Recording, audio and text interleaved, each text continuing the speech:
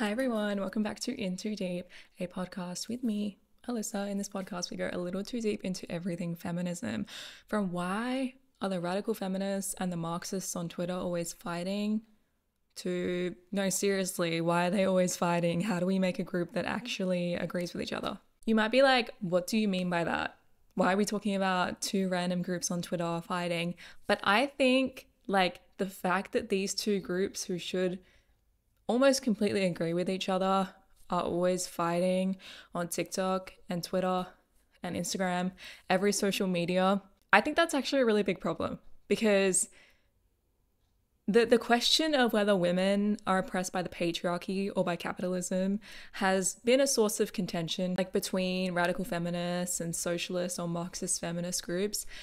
In online spaces, there is a hostility towards radical feminists because we acknowledge that men, regardless of social or economic standing, still have some degree of power over women. They have the ability to exert patriarchal power over at least some women. When we talk about men, regardless of class or wealth, men still hold power over women.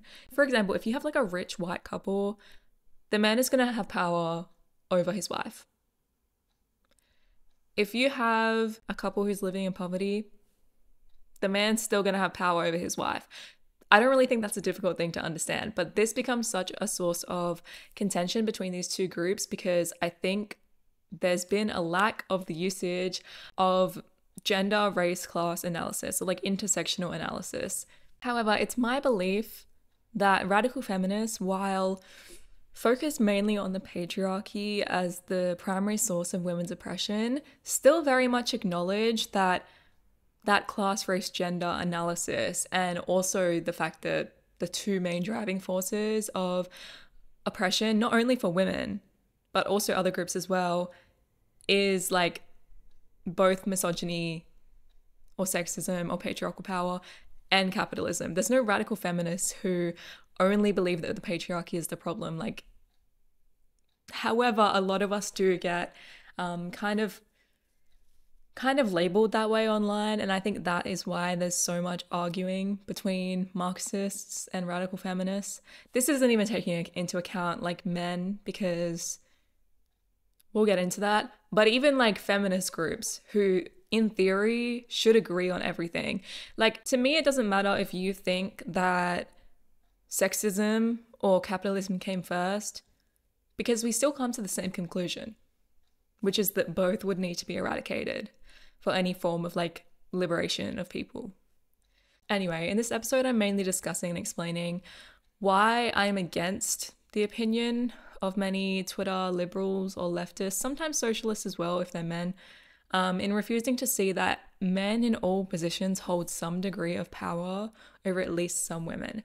And I understand why some people might be against feminist ideas in this sense, and that is because a lot of feminist history in the West, all of the main feminist thinkers, or the most well-known feminist thinkers, have been white women. And yeah, some of them didn't acknowledge race or sexuality or class or wealth or anything in their analyses.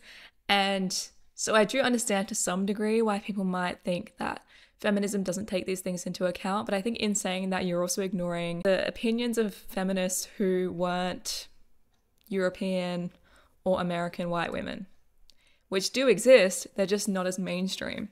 I had a comment on my last episode asking me to discuss more about the different strands of feminism, particularly liberal, socialist, radical, and postmodern. This was from a girl who said she was studying her A-levels in the UK, obviously. And I found it really interesting, the feminists that the politics subject in A-levels choose to study. I think she gave me about 5 or 6 of them that they're studying. First of all American or European, and only one black woman, who is Bell Hooks, who obviously is really well known. And I've quoted her and talked about her a lot. But I found that kind of crazy, especially in the UK, or especially if she's British, because I think British schools especially have some degree of like need of having other voices in their education system, just based on British history and all of the things that they did, and colonialism. I find that kind of crazy that all of the feminists that they study are pretty much all white. And I also don't know if when discussing these feminists, it's like it goes super in depth, or if there's any criticisms about the things that they discuss, because as we'll get into, some of them did have some crazy opinions. So that's interesting to me that these are the ones that were chosen. And as well, it's kind of interesting that those were the 4 like strands of feminism that I discussed as well, because I hadn't even heard of postmodern feminism. I mean, I'd heard of it, but I didn't know what it was because I don't think anyone ever talks about that. Anyway, I did go into a few of these a bit in my second episode titled Choice Feminist, Your Only Fans Are Men. I talked about liberal feminism, Marxist feminism, and Marxist feminism is pretty close to socialist feminism, and radical feminism as well. And I also talked about why I most closely align with radical feminist thinking. So if you want an introduction to those, you could listen to the start of that episode. It's chaptered to when I was just discussing the different feminist strands, so you don't have to listen to the whole thing if you don't want to. It's probably just the first like 20 minutes or something. I did not discuss socialist or postmodern feminism in that episode, so I'm going to get into those a bit now because I didn't know what postmodern feminism was until I was researching for this episode, but also because socialist feminism that seems kind of weird to me to focus on by the education system in the UK, but only because it takes parts of like different feminist thinking that already existed. Socialist feminism, I guess, can be said to be some kind of combination of Marxist and radical feminist thinking, taking into account both the role of capitalism and gender in facilitating women's oppression. In my opinion, all 3 of these strands, radical, Marxist, and socialist, are like the same thing. I know there's like some specificities of like different things that they slightly think, but for the most part, their way of activism, the things that they believe in, the variables that they think affects women's oppression and lead to women's oppression are the same. So I do think it's kind of weird to like have so many different names for essentially the same thing, because I think that also even having like different names kind of brings about division between these groups, which means it's more difficult to have activism and like revolutionary ideas and pushback if these groups can't kind of come together. Radical feminism especially, I think, gets really demonized because people think we're all just like, we hate men and misandry and I hope all men die. Just not what it is. Radical feminism is also built on the fact that race and class intersect with gender, which again seems like the exact same thing as socialist feminism. And as I've said just at the start of this episode, I don't really care if you think that women's oppression is based more so in a transhistoric patriarchy or capitalistic systems, because regardless, we're aiming for the same thing. Rejecting either variable or social system as oppressive to not just women, but other marginalized groups, and not taking into account race and class and all of these like interconnecting factors wouldn't make sense. And I think radical feminists already do take all these things into account, but maybe just have a bigger focus on the patriarchy, because the patriarchy kind of like specifically oppresses women, whereas these other systems interact with each other to oppress all marginalized groups. So I think separating radical, socialist, Marxist, and even like intersectional feminism, which again doesn't really make sense to me because all 3 of those other forms of feminism should realistically be intersectional. So I don't know why we need another word for it, you know? Separating them as like really separate perspectives is also damaging, because even that separation is a source of arguments between groups that for the most part actually do agree with each other in theory. And I think because there's so many different names as well, I guess it makes it a bit inaccessible to like a regular person who doesn't know about these things or is only just finding out about them. Because I see a lot of the times like liberal feminist ideas, which, as much as I'm saying I don't think there should be a separation between groups, liberal feminism versus all the other ones I've just talked about are actually really different and that they should be separated. But I see a lot of liberal feminist ideas online being conflated with actual feminism as a whole, which is dangerous because I think liberal feminism these days is completely useless. I mean, I think it was like always completely useless because it's so like white women focused. But I guess when you look through like feminist waves throughout history, for example, the first wave, that was so focused on like civil rights and like suffragettes and stuff, and that is very liberal, just trying to change laws and like systems to benefit women, even though those systems are literally built on the oppression of women. And then in doing so, it only ever really helps white or like rich women. Postmodern feminism, as I said, I had no idea what this was, and there's kind of a good reason for that. One of the main criticisms of postmodern feminism is that it's just full of jargon and it's really inaccessible to most people. I think even radical feminism or like Marxism and stuff, they all get this criticism as well, and sometimes that's just because the author isn't writing at like a 5th grade level. Do you know how in America there's that like most Americans like can't read above a 5th grade level or something? And I think that's why so often these types of thinkings get this criticism that they're not accessible enough, but like realistically these ideas are above a 5th grade level, so you can't really dumb them down any further, I don't think. Postmodern feminism is very based in philosophy, which I don't think is a bad thing. As I was talking about in my like BDSM episode, the book by Amia Srinivasan is very philosophical because her background is in philosophy. So I don't think it's bad to have a type of feminism that's really philosophical, but it does just make it more inaccessible, especially because of the way like philosophy is written sometimes. It's a bit difficult to understand. Postmodern feminism holds the position that there is no reality beyond what is socially constructed. And most discourses or things that are talked about, and therefore if they're talked about, they're like socially constructed, most discourses are created by men. And so female subjectivity is constrained by both textual and cultural forms defined and dominated by men. For example, if you look at like, if you're analyzing texts or doing cultural analysis, a lot of that is based on how men have like a worldview. And so it's kind of void of the actual experience of being a woman and the experience of like a female gender.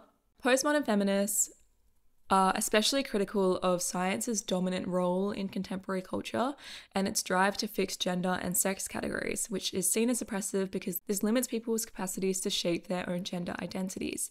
Once again, I understand this, but I think one issue I have with gender identity politics, that sounds like crazy for me to say, I'm not like against trans people, but one issue I have with gender identity politics is that sometimes in attempting to argue against the gender binary, we end up just like coming back around to talking about traditional masculinity and femininity, like the same socially constructed terms as well to give people new gender identities. Even saying that like, because I'm a woman but I don't believe in gender, I have to identify as not a woman. Not really, I just don't really care. Do you know what I mean? Like I don't really believe in gender, so I'm not going to give myself like another gender identity, if that makes sense. I guess what I mean is that it tends to fall into the ideas of femininity and masculinity, and that in expressing yourself as more masculine, it makes you less related to your gender identity of a woman. Which then just turns into the same bioessentialistic debate of like, is femininity and masculinity, although not real, are they actually related to being a woman and a man? I mean, if you're dressing masculine, that doesn't mean you're like exhibiting a different gender identity. Gender expression gets put in a sort of spectrum from like feminine, androgynous, masculine.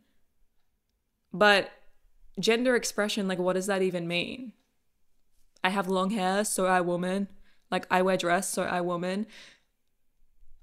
Like that just doesn't make sense to me, because then in saying that it gets back down to the sort of idea that like the way you dress or the way you act or the way you look has anything to do with gender expression when gender isn't real. These gender expression ideas of feminine and masculine are based in traditional gender roles, which were socially constructed literally to oppress women and keep them into a submissive role. Just because someone expresses themselves differently on that spectrum doesn't necessarily mean they want to identify as a different gender, because it could just be that they don't believe in gender at all. And even not believing in gender doesn't mean that like you have to have a new gender identity. I don't really know if I'm explaining this that well, but like even giving yourself a new gender label to some degree accepts that like gender is real. One well-known postmodern feminist is Judith Butler. She claims that there is no such thing as sex and that too is socially constructed.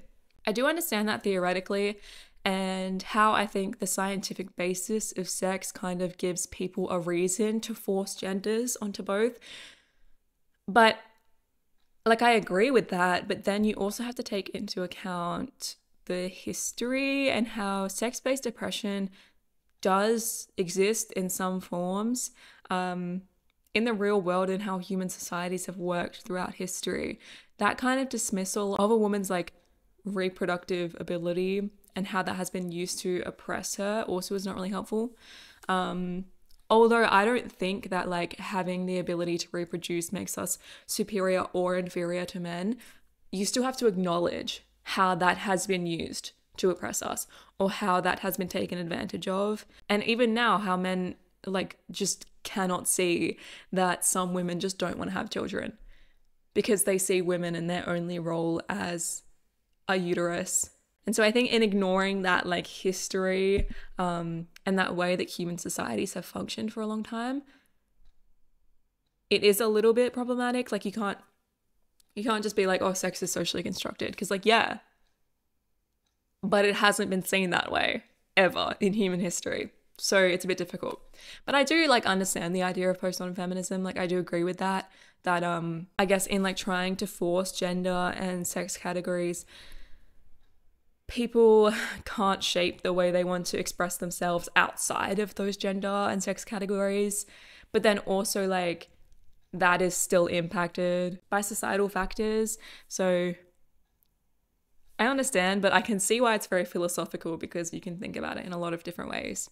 Also in that comment I got last week, she told me they were studying some different feminist thinkers, as I said, most of which I actually didn't know too much about except for Bell Hooks and Simone de Beauvoir, who I talked about last week. Besides Bell Hooks, as I said, the rest of them are white women. That is a big issue of first wave feminism specifically. As I said, it was mostly based on like the right to vote, or the right for women to own property, or just mainly the right for white women to be equal to white men. Yeah, I'm sure you can see why that's a bit problematic. Also, in looking up a lot of these women, it came up with a lot of A-level study guides. And so I think like the choice of some of these to study is a little bit weird, because like some of them are not that well known, but they have been chosen to study. And then there's also a lack of inclusion of like anyone from other countries. I say like it's very Eurocentric and America-centric, but also like the only other person, like they're all either I think British or American, except for Simone de Beauvoir, who's French. So not a lot of diversity here. So yeah, I find it interesting that it's these specific feminists that were chosen to study. And I guess that also brings up the idea of like when we're talking about education systems as well, there's some degree of bias. Like when you're learning, especially like social science sort of subjects at school, there's always going to be some degree of bias towards like what you're studying. Even in like science as well, like for example in biology, there were like specific diseases that we were studying, which makes sense because obviously you can't fit a lot into these like 1 year or 2 year subjects. But yeah, I think it's interesting that these are the ones that have been chosen to be studied. It's just like, again, it's kind of strange that their range is so Occidental and white. In saying that too, as I said, I'm not sure if their positions are ever criticized.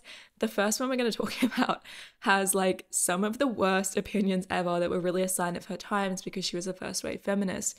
So the first feminist thinker she mentioned was Charlotte Perkins Gilman, which if you haven't heard of her, you've probably heard of her most popular book, or not even book, it's like a short story, I think, The Yellow Wallpaper, which is about like, I can't remember, I read it in high school, but it's about a housewife who like goes crazy and she's like staring at the yellow wallpaper. Anyway, she advocated for structural societal changes to empower women and particularly freeing women from being stuck in the domestic sphere or the being a housewife essentially. And she also criticized the common connection between gender and being like innately domestic or innately best at doing that sort of stay-at-home role. Gilman, however, was a eugenicist in the worst possible way as well. She believed that humanity should be improved through selective breeding. She also believed that women were underdeveloped and needed like societal influence and financial independence because they needed the ability to choose who to procreate with, essentially. Like they needed to be in charge of sexual selection in order to preserve things like racial purity in America. I mean, it's a sign of the times. Gilman was born in 1860, and I guess a lot of her work was near the end of the 1800s. So at that time, she was really against cultural transfer between countries, I guess. She wanted to keep America completely white on the basis that white people were inherently superior to black people. But that was the main problem with first wave feminism. I guess it was a starting point, but I wouldn't even be able to label it feminism because it only took into account white women. Like even labeling her as a socialist doesn't work. Realistically, she was a liberal feminist because liberal and white feminism are very like similar. She wasn't against capitalism or she wasn't against overturning the whole family unit or anything, but rather against white women not having equality under capitalism. She wanted like white women to be equal to white men in order to be able to choose who to procreate with and keep like have like better offspring or something. I don't know. The thing is, when you're a white woman who is supposedly a feminist, but then you still own black slaves who are also women, then you're not really for equality then, are you? Besides Gilman, the rest of the feminists mentioned are mostly second wave. I guess between the first two waves, people were kind of busy with like both of the world wars, so don't have any time for feminism during that time. Second wave feminism is by far like the most important. Essentially any of the women I've discussed in any of these episodes are either second wave feminists or all of their ideas are based in the theory of second wave feminists. Third wave feminism, I think, was built in more like sexual liberation, more of like LGBTQ rights as well. And then the fourth wave is like the Me Too movement and very social media based. Even when you talk about like the Me Too movement, that is still almost entirely based in the work that was done by second wave feminists. So that era was almost like crucial in any of the understanding that we have about like patriarchal class systems, anything. So the second feminist we're going to talk about is Simone de Beauvoir, who I did talk about last week a little bit as well. Her book, The Second Sex, was definitely revolutionary in questioning gender and its social construction. She famously wrote, "One is not born a woman but becomes one." And again, her foundation was in existential philosophy. A lot of these feminists, I feel like, had some grounding in philosophy or some other humanities before they got into feminist writing. As I talked about last week, her book also references how historically women have been othered and how important that historical context is to understand why women become women in society. As I mentioned last week, like in The Second Sex, she talks about how primitive societies supposedly worshipped female gods, but how even back then it wasn't really a worship of women. It was rather a god built in fear of women's reproductive system, which wasn't understood at that time.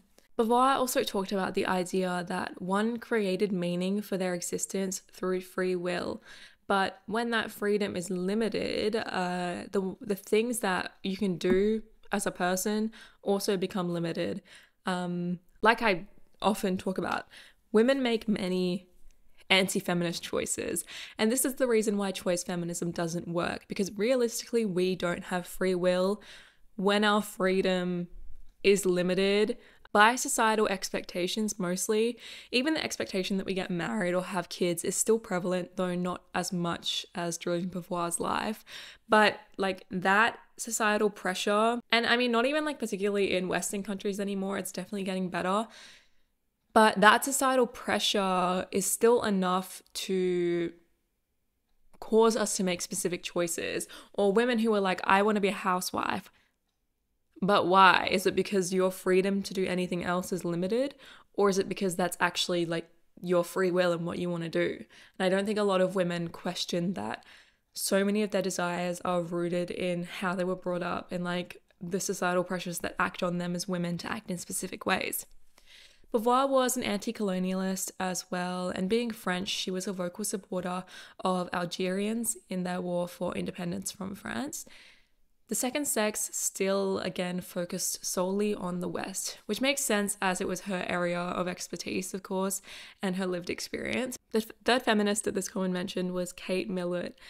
Kate Millett kind of like flies under the radar in feminist importance. She's best known for her book Sexual Politics, which can be considered kind of the second wave feminist manifesto. She was also the first person to use the term sexual politics in writing, which is kind of crazy because like that is something that I talk about all the time now.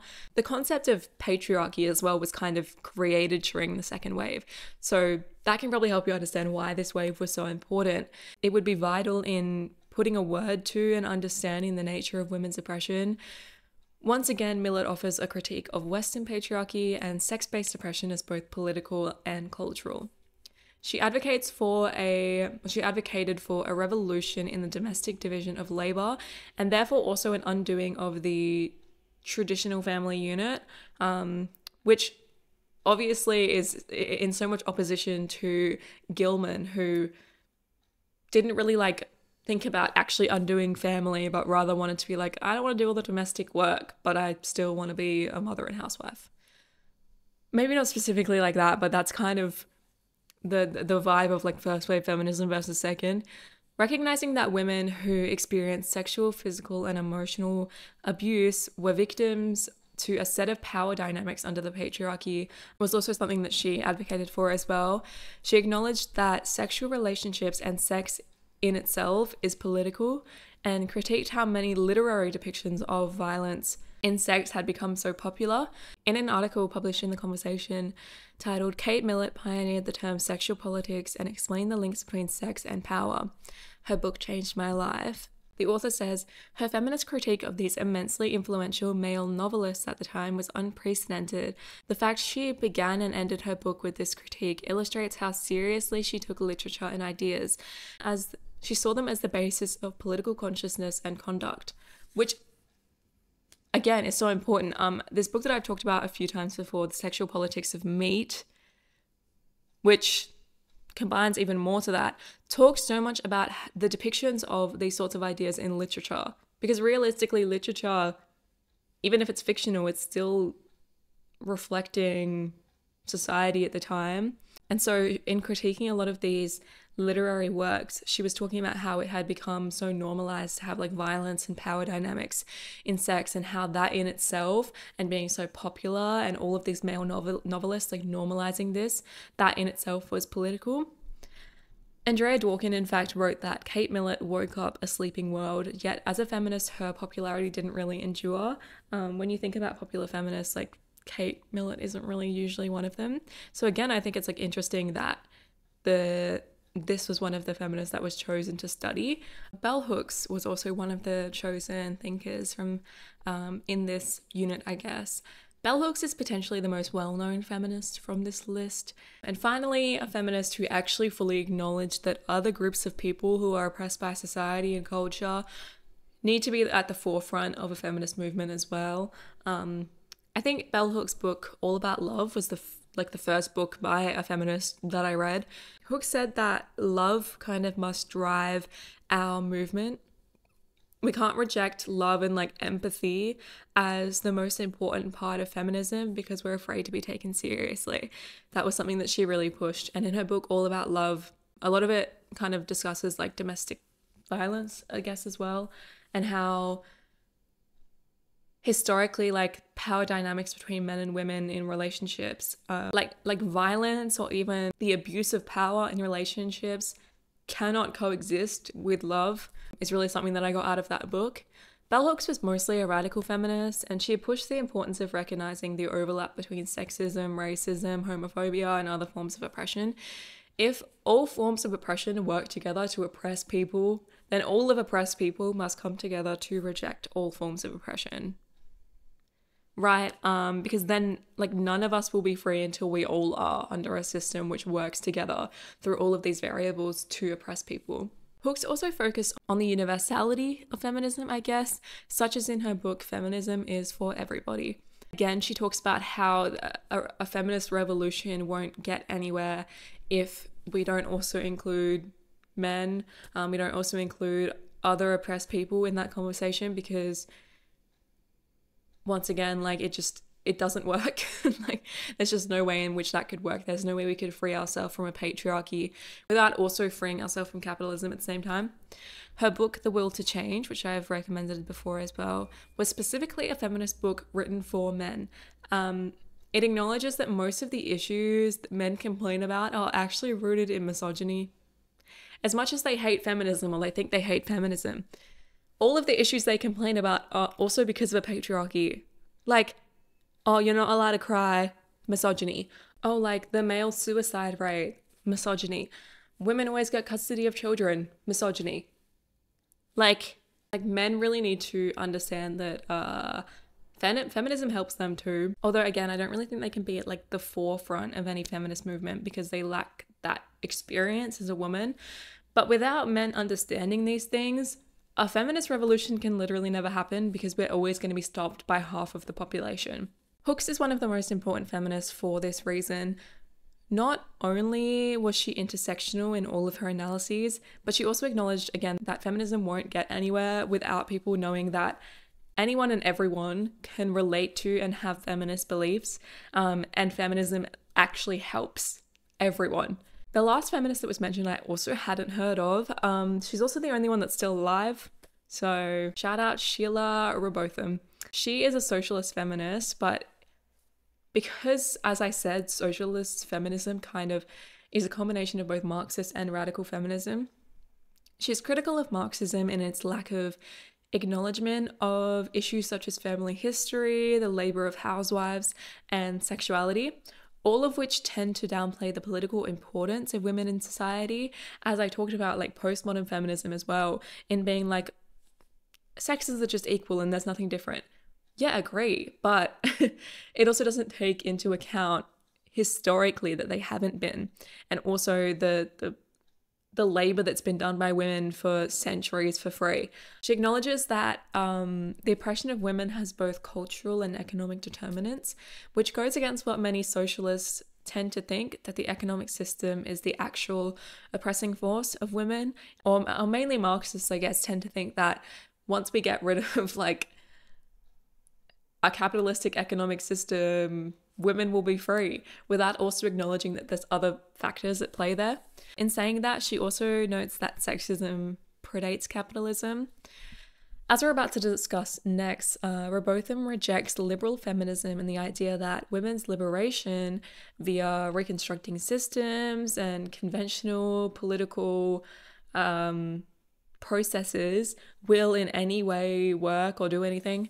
But she also rejects the idea that some radical feminists hold, in that men should not play a role in helping to liberate women, which I find that really interesting, that some radical feminists hold this idea, which I don't really have, because really prominent radical feminists like Andrea Dworkin and Bell Hooks did not believe this. Like, in Andrea Dworkin's like famous speech titled "I Want a 24-Hour Truce during which there is no rape," it was a speech to like a really big group of men, and she's like, I wouldn't be here giving this speech if I thought rape was unavoidable and that men were just always going to be violent.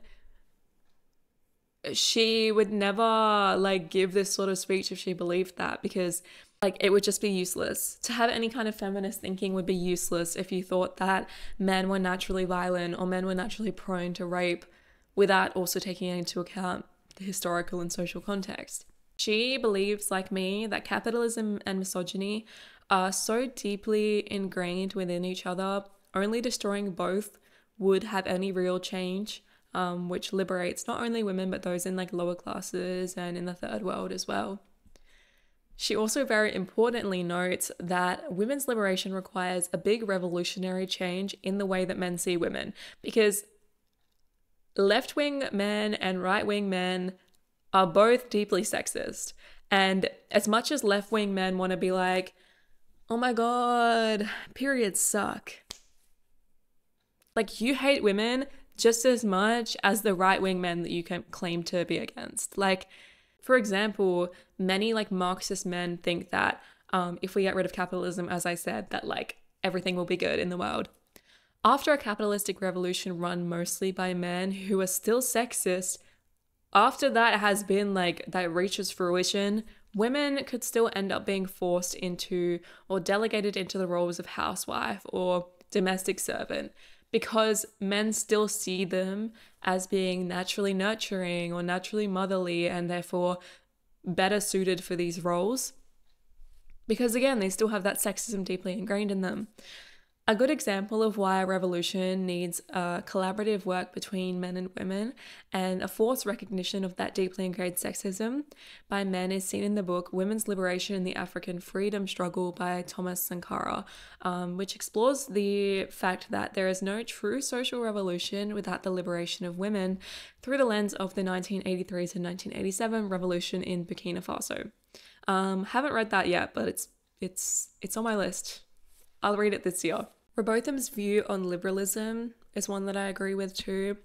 I've talked about how I have an aversion to liberal feminism many times, but liberalism in general is not good. Like, it's very based in just never actually criticizing anything or questioning anything. Liberals typically support things like private property ownership, individual rights under the law, democracy, economic and political freedom, freedom of religion, etc. All of these things sound okay in theory.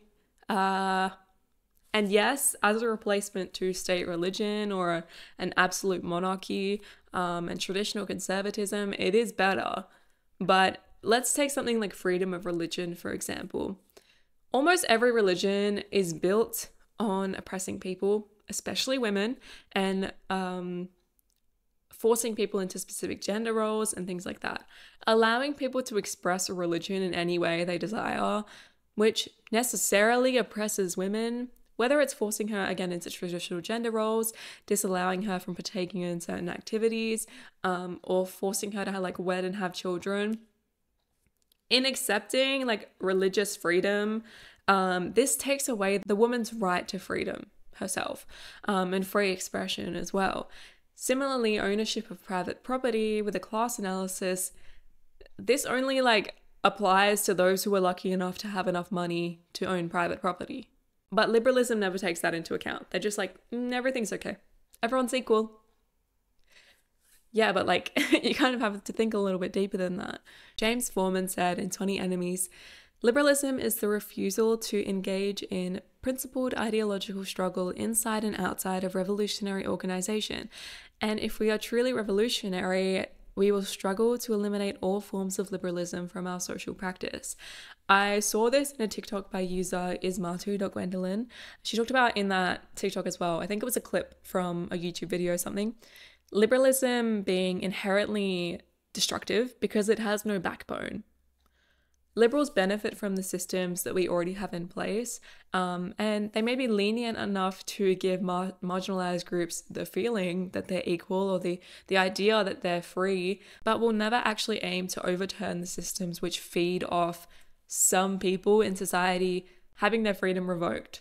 When discussed under liberal feminism specifically, it's the idea of giving women equality in the workplace, ignoring the fact that just because we get paid the same as men, it doesn't mean that we don't get like sexually assaulted when we go to work. It doesn't make it easier or even possible for us to do all kinds of work, nor does it take into account the intersectionality which may prohibit poor women or disabled women from getting said jobs. So they're like, oh, women are free. Or they're like, oh, women are equal under the law. But like, what type of women? Because it's definitely not all of them. I want to talk about a bit more, I guess, the idea of revolution and the intersections between capitalism and patriarchy. I want to talk about actually 3 essays from a new newsletter called Total Woman Victory. Total Woman Victory is described as a quarterly radical feminist newsletter that aims to amplify the voices of women across the globe. As I've said, there's a desperate need for more voices globally. I mean, during the 20th century, like, there was just like, we only had the American and the European women who were the mainstream feminist thinkers. And of course, a lot of their feminist theory is applicable to women regardless of where they live, regardless of social status or class. But actual current perspectives and women's experiences globally are like vital to pushing forward feminism.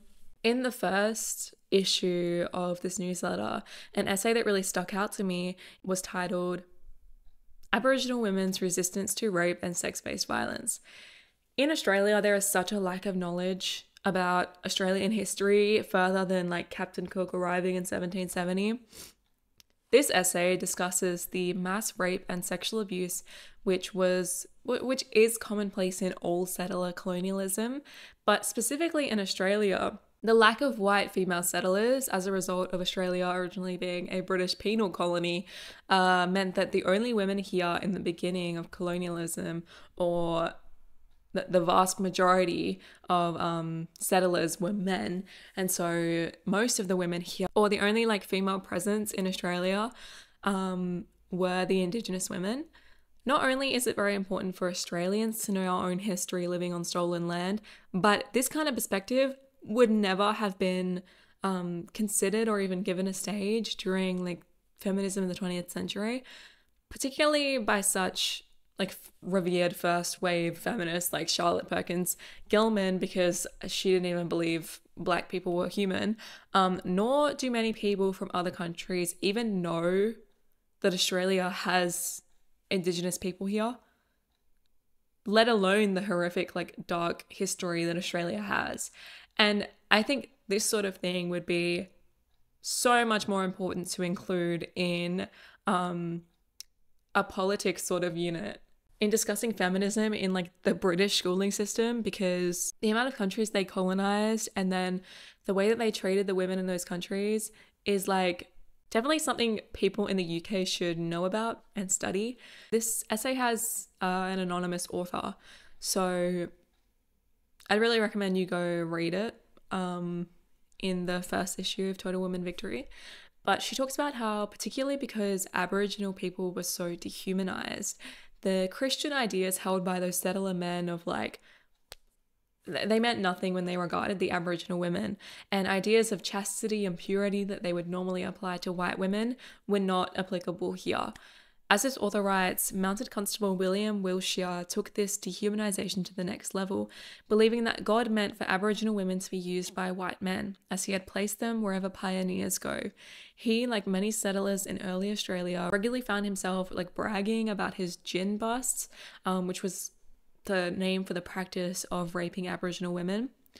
And police and law enforcement as well, I was going to say at the time, but even now, are not a safe place to turn to, with Aboriginal women reporting being gang raped in their cells. She notes as well that in 1915, Archbishop Donaldson visited Burumba and said that over 90% of the girls sent out to service came back pregnant to white men. These young girls sent out to service, what that meant were they were often taken from their families and forced to be maids or forcibly assimilated. And it was also commonplace for Aboriginal children who had lighter skin to be like stolen, if you've heard of the stolen generation. And forcibly assimilated because of the lightness of their skin. They saw them as like potential targets to assimilate out their Aboriginal background, because it would be theoretically easier if they already had lighter skin. The author also notes that this systemic sexual abuse as a result of the forced sexualization of colonized women is not unique to Australia. The author notes the Native American woman, the Black woman, and the Indian woman were all collectively referred to as hypersexual animals by their colonialist counterparts. Racial fetishization and the patriarchal eroticization of female vulnerability contribute to a damaging narrative in settler colonies. The idea that the native woman inherently desires rape, driven by an insatiable sex drive. This same sort of thinking was applied to Black women in the US because they're so dehumanized. The idea of like gang rape affecting them in the same way that it does white women was not even considered, because they weren't seen as human. Like they were seen as so much lower than white women that not having some sort of like race analysis in feminism at the time was just like shocking. Two essays in the newly released second issue of Total Woman Victory stuck out to me in their relation to this episode as well. I guess in both discussing how imperative it is taking into account all of the variables which work together in order to enforce the oppression of women. The second issue is titled The Politics of Sex, which, as I talked about, was used for the first time by Kate Millett. And it's probably like one of the main topics of this podcast at this point. And I think for good reasons. In many ways, sex is the nucleus of so many issues that women face. And also historically, you can't talk about like feminist history without talking about how sex has been used against women for like centuries. One of these essays was The Sex Contradiction by Sathi Patel. I think this was the first body of work in that second issue. As I've discussed, it's a shame to me that many feminist groups get torn apart by intergroup arguments about very controversial topics. For example, specifically topics that liberal women, liberal feminists tend to disagree with radical feminists over. For example, prostitution, whether patriarchy or capitalism is the true enemy, transgenderism. It's a shame because, as Patel notes in this essay, what all feminists share is an acknowledgement of women's subjugation, born out of personal experience and collective consciousness. Oftentimes, I feel quite bad for liberal feminists because they're misguided by more mainstream ideas surrounding feminism, and without looking into any further into these realistically like male-created ideas, they tend to fall for that propaganda. Ideas around OnlyFans being empowering without acknowledging the amount of women who are effectively like digitally pimped out. Or the idea of plastic surgery being empowering without ever questioning beauty standards to begin with, and as well like beauty standards and their relation to capitalism and consumerism as well. Patel acknowledges that sex is the primary contradiction underpinning a feminist revolution. Sex is both the social class and as the act itself, act of male power, which is used against women as well. This helps us to understand why it is so central in most feminist talking points as well. I guess liberal outlooks on feminism, or as Patel calls it, a metaphysical world outlook which seeks to only modify the terms of male domination whilst still seeing the patriarchy as unchanging. It fails to acknowledge that the way women are treated is not human nature, but rather a product of the complex interactions between social, economic, and class forces. Liberal feminists during the first wave particularly sought to get women the right to vote and gain equality via legal changes, as I talked about, forgetting that the system that they're trying to change to benefit them was built on female subordination in the first place. Forgetting also that fighting for the right to vote as a rich white woman did not help the black female slaves in America at the time. When it comes to the act of sex, as talked about in this essay, roles are enforced by the metaphysical construction of gender, which keeps women in submissive roles as the penetrated. Like I discussed in my anti-kink episode, many women feel like they're making a free choice but never actually really question their desires. Patel notes, the idea of free choice is a myth when our bodies, behaviors, and values are molded to male sexuality from youth. As I've noted, the choice to be submissive is not a choice at all, but rather a byproduct of your forced submission. As I talked about before as well, like, you have free will, but what is your free will impacted by or influenced by? There has been, I guess, much debate online between liberal or socialist groups and radical feminists. Some argue that men who are marginalized do not uphold the patriarchy as they are already victims in a global system. But Patel says colonized men rely on pre-existing patriarchal systems to assert power and control over their own lives, and primarily over their nation's women, to control the global narrative of their nation. When nations that did not rely on capitalism were colonized, they were required to start forcing women into that unpaid domestic role in order to keep up. Because as we talked about, like, a capitalistic system can't run without the free labor that women are doing in the domestic sphere. In order to keep up globally, those patriarchal systems become further exerted over women in these nations after the effects of colonization. Another, like, reason that even though, like, men are oppressed, when you look at men through, like, a race and class analysis, yeah, they might be oppressed, but typically they're still also oppressing at least some women. As Patel says, women's oppression as the foundational paradigm of domination is reproduced at every level, from the household to the state to the plunder of the third world, thus making the liberation of women the principal contradiction in any analysis of class, imperialism, or colonization.